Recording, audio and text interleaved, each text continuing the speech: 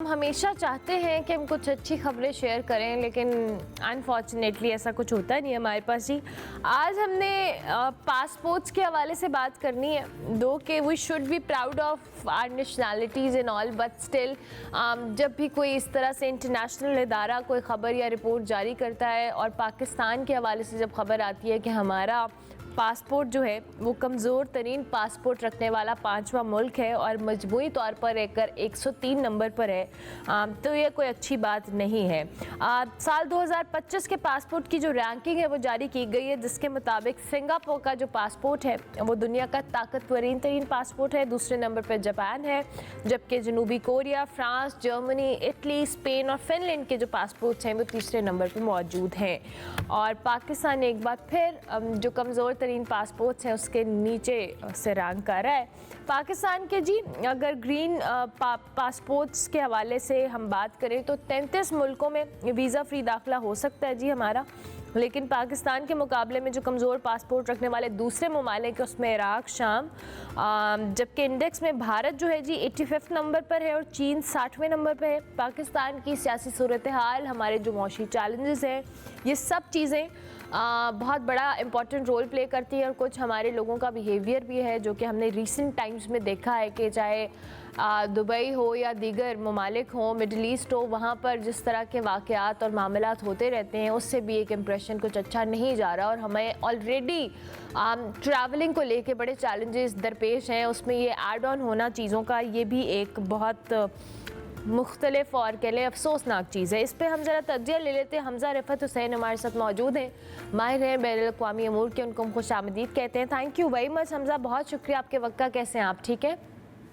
मैं बिल्कुल ठीक, आप कैसी हैं? मैं बिल्कुल ठीक। हमजा साहब, ये दो के इट्स वेरी डिसअपॉइंटिंग कि हम आज इसको इस तरह से डिस्कस कर रहे हैं, बट मैं ज़रूर चाहूँगी कि आप चूँकि समझते भी हैं बहुत सारी चीज़ों को, क्या इसमें फैक्टर्स हैं और ये किस तरह, क्या क्राइटेरिया होता है कि पासपोर्ट्स का स्ट्रॉन्ग होना या वीक होना उसको डिसाइड या आइडेंटिफाई किया जाता है?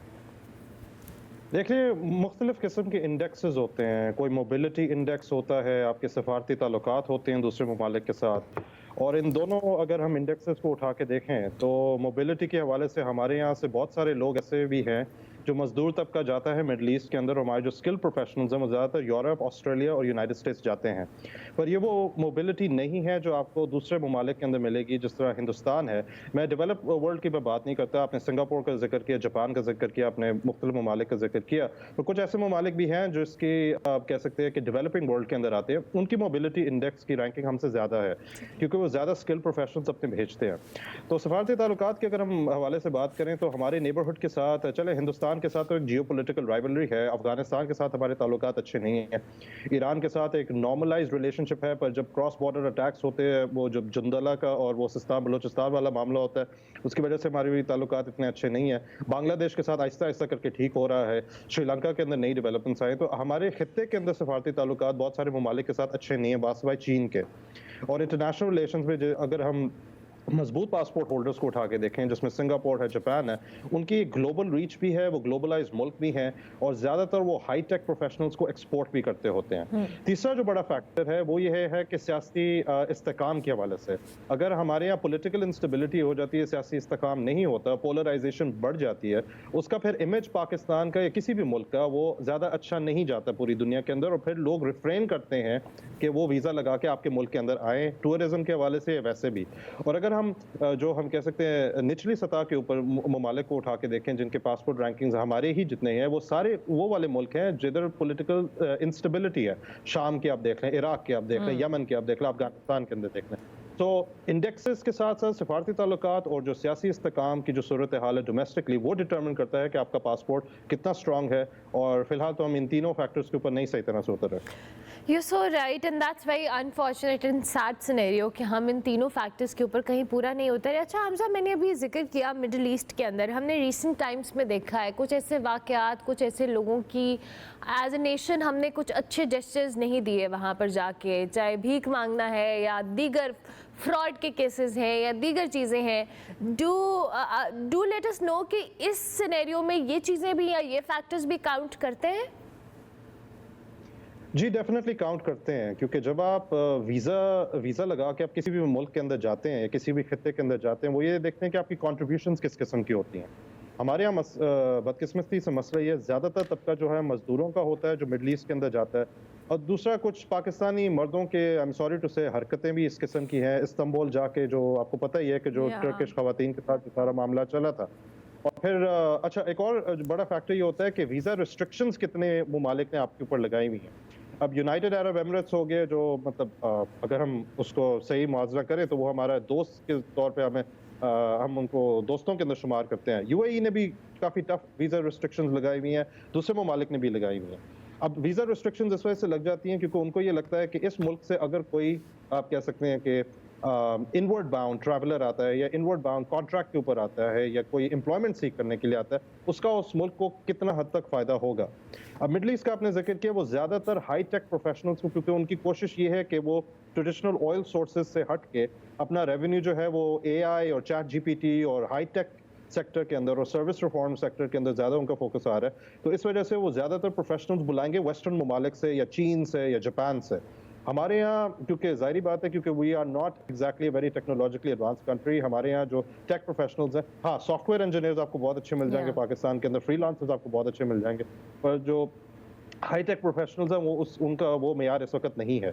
तो वीज़ा रिस्ट्रिक्शंस हो गए, हमारे कुछ हरकतें भी इस किस्म की हैं और कुछ बड़े फैक्टर्स आ जाते हैं जो वीज़ा रिस्ट्रिक्शंस वो लगा देते हैं, उसकी वजह से भी काफ़ी हद तक हम मुतासर होते हैं। हमारे हमजा पासपोर्ट एक की जो बहुत बड़ा चैलेंज है इस वक्त यूएई का वीज़ा लेना हम सब लोगों के लिए कहीं ना कहीं इट्स अ लॉन्ग स्ट्रगल, क्योंकि आप जब उसको अप्लाई कर रहे हैं वो आपको रिजेक्शन है बार बार में। मेरा खुद 2 दफ़ा वीज़ा रिजेक्ट हुआ है और ऐसा नहीं है कि मेरी ट्रैवल हिस्ट्री नहीं है, but still that's how it is unfortunately. You are so right कि हम जाकर जिस तरह के जेस्चर्स और माजरत के साथ हमारी एज ए नेशन बड़ा अजीबो गरीब रवैया होता है और हम जिस तरह की हरकतें करते हैं।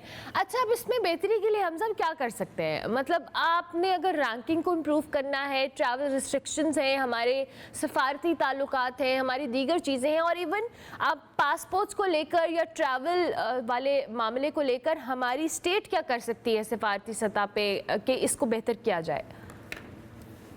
देखिए, सफारती ताल्लुकात से बेहतर और सबसे अहम जो नुकता है वो सियासी इस्तेहकाम का है। पाकिस्तान को आज भी सारी दुनिया के अंदर एक पॉलिटिकली अनस्टेबल कंट्री के तौर पे ही तस्लीम किया जाता है और इसी वजह से बहुत सारे लोग जो हैं वो फिर ट्रैवल वार्निंग्स भी आ जाती हैं कि, और इस्लामाबाद जैसा शहर जहाँ पे मैं इस वक्त बैठा हुआ, इस्लामाबाद जैसे शहर के ऊपर भी ट्रैवल वार्निंग्स आ जाती हैं क्योंकि पॉलिटिकल इंस्टेबिलिटी होती है, पोलराइजेशन बहुत ज़्यादा बढ़ चुकी है। तो मेरे ख्याल से इस हुकूमत को हाउस एंड ऑर्डर करने के लिए तमाम जितनी भी ऑपोजिशन पार्टीज हैं उनको साथ मिलके बिठाना होगा, साथ हमारे जो दीगर इदारे एस्टैब्लिशमेंट वगैरह जो भी है और उन इदारों को जब मिलके बैठेंगे और फिर हम ये कहेंगे कि हम पोलराइजेशन को छोड़ के हम जो मुल्क की मफाद के ऊपर पॉलिसीज हम अपनाएंगे, चाहे वो माशी सतह के ऊपर हो, चाहे वो सियासी सतह के ऊपर हो, चाहे वो मिलिटरली भी हो, उसको अगर हम अपनाने की कोशिश करेंगे और फिर आपका इमेज और आपके जो इंडिकेटर्स है सारी दुनिया की सर्वेस के अंदर वो फिर इंप्रूव होना शुरू हो जाते हैं। इस वक्त पाकिस्तान की बात सवाए ये जो हुकूमत इस चीज़ को पेश करती है कि हमारा स्टॉक एक्सचेंज ऊपर नीचे हो रहा है, उसके अलावा तो एज सच कोई इंडिकेटर हमारा पॉजिटिव नहीं है।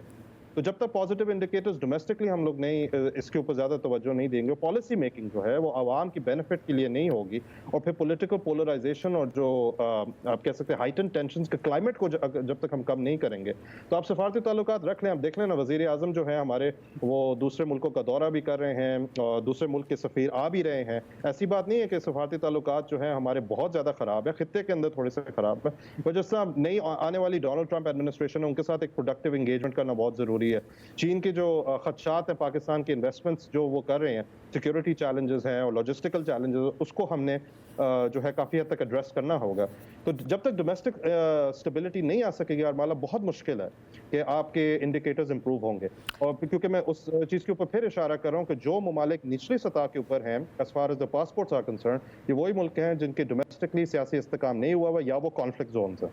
Very important point, thank you very much Hamza. Rifat, बहुत शुक्रिया आपका। और हमज़ा के मुताबिक जब तक हम अपने मुल्क के अंदर पॉलिटिकल स्टेबिलिटी लेकर नहीं आएंगे, पॉलिसीज़ को बेहतर नहीं करेंगे, तब तक ये इंडिकेटर्स भी बेहतर नहीं होंगे। और आज हम जिस तरह से ये बात कर रहे हैं कि पाकिस्तानी पासपोर्ट जो है वो 5वां जो कमज़ोर तरीन पासपोर्ट है, we should be proud, we should own it, but unfortunately ये जो इंडिकेटर्स हैं ये कोई अच्छा साइन नहीं है हमारे मुल्क के लिए, हमारे लोगों के लिए, हमारे यहाँ पे जो लोग सेटल होना चाहते हैं, बाहर जाते हैं, काम करते हैं, उन सब के लिए। ब्रेक लेंगे, ब्रेक के बाद वापस आएंगे।